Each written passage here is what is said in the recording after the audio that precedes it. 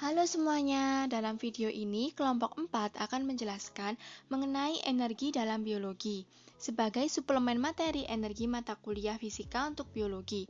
Yang terlibat dalam pembuatan video ini yaitu saya, Vika sebagai pemateri bersama Ardena, serta Intan sebagai penyusun video dan penulis naskah. Pernahkah pada satu hari kalian merasa lemas namun di hari lain kalian merasa sangat bersemangat? Umumnya orang akan berkata, kemarin saya tidak punya energi, namun sekarang saya penuh dengan energi. Pernyataan tersebut tidak sepenuhnya salah. Ketika seseorang merasa penuh energi, tentu lebih banyak kegiatan yang dapat dilakukan. Hal ini sesuai dengan definisi energi sebagai kemampuan melakukan usaha. Dari situ didapat pula hukum kekekalan energi, yaitu energi yang hilang atau dilepaskan sama dengan besar usaha yang diberikan. Hukum kekekalan energi pertama diajukan dan diuji oleh Emile Duchatel, seorang filsuf, ahli fisika, ahli matematika, dan ikon kesetaraan gender bagi wanita di bidang sains. Hukum kekekalan energi menyatakan bahwa energi tidak dapat diciptakan atau dimusnahkan, hanya dapat diubah atau ditransfer dari satu bentuk ke bentuk lain. Dari situ, mungkin akan timbul pertanyaan sebagai seorang pembelajar biologi, bagaimana energi dapat berhubungan dengan kehidupan, bagaimana energi mempengaruhi kehidupan. Energi pada makhluk hidup umumnya berasal dari sumber energi terbesar yaitu matahari. Matahari menghasilkan energi berupa panas dan cahaya. Cahaya matahari ini menembus atmosfer bumi dalam bentuk gelombang. Tumbuhan dapat melakukan fotosintesis dengan bantuan cahaya matahari pada panjang gelombang tertentu, yaitu pada kisaran cahaya tampak. Hasil fotosintesis berupa gula dan oksigen yang keduanya sama-sama digunakan dalam metabolisme makhluk hidup lainnya. Fakta menarik, tanaman disebut sebagai produsen karena menghasilkan makanan untuk makhluk hidup lain. Ilustrasi perputaran energi dalam kehidupan dapat dilihat pada gambar berikut. Tumbuhan menangkap cahaya matahari yang kemudian digunakan dalam proses fotosintesis. Dari fotosintesis dihasilkan gula yang sebagian tersimpan dalam daun. Daun ini kemudian dimakan oleh ulat sehingga ulat dapat melakukan metabolisme yang dapat menghasilkan energi berupa panas. Organisme pemakan tumbuhan yang mengubah nutrisi yang didapat dari tumbuhan menjadi energi.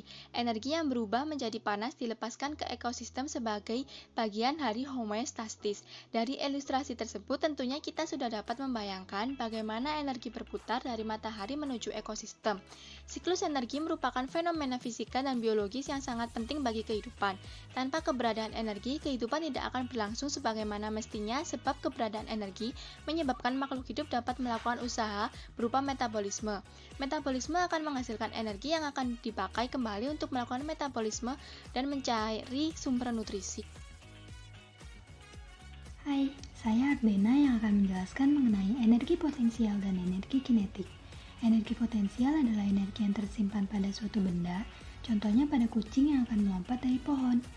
Sedangkan energi kinetik adalah energi yang terdapat pada benda yang bergerak, misalnya saat kucing tadi melompat turun hingga mendarat di tanah. Lihatlah kucing yang sedang duduk di atas pohon ini. Meski terlihat tidak sedang melakukan apa-apa, sebenarnya kucing ini menyimpan energi potensial yang sewaktu-waktu dapat diubah menjadi energi kinetik. Sementara anak kucing yang berpetualang di padang rumput ini memiliki energi kinetik. Energi potensial terbagi menjadi 3 bentuk, yaitu energi potensial kimia, elastis, dan gravitasi. Energi potensial kimia tersimpan dalam ikatan kimia. Energi potensial elastis dimiliki oleh benda yang bersifat elastis, misalnya otot. Energi potensial gravitasi dimiliki benda yang kedudukannya bergantung pada percepatan gravitasi. Pada makhluk hidup, satuan terkecil energi adalah ATP yang merupakan singkatan dari adenosine triphosphate. Sesuai namanya, terdapat 3 fosfat yang terikat pada adenin. Berikut adalah ilustrasi ATP. Asam nukleat adenin berada di kanan, sementara 3 fosfat ada di sebelah kiri. ATP disebut sebagai molecular unit of currency karena ATP merupakan molekul yang membantu transport energi dalam metabolisme. Energi tersimpan pada ikatan kimia ATP, lebih tepatnya pada ikatan fosfat. ATP menyimpan energi saat menyimpan fosfat serta melepaskan energi saat memutus fosfat. Tampaknya ATP memiliki energi potensial sebagaimana kucing hitam tadi. ATP merupakan sumber energi utama bagi sebagian besar fungsi seluler, termasuk di dalamnya adalah sintesis makromolekul seperti RNA dan DNA serta protein. ATP juga memiliki fungsi dalam transport aktif makromolekul melewati membran, misalnya endositosis dan eksositosis.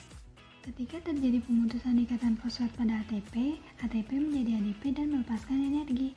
ATP melakukan suatu gerak sehingga ATP memiliki energi kinetik, sehingga energi potensial ATP sebelum melepas ikatan berubah menjadi energi kinetik begitu ikatan dilepas.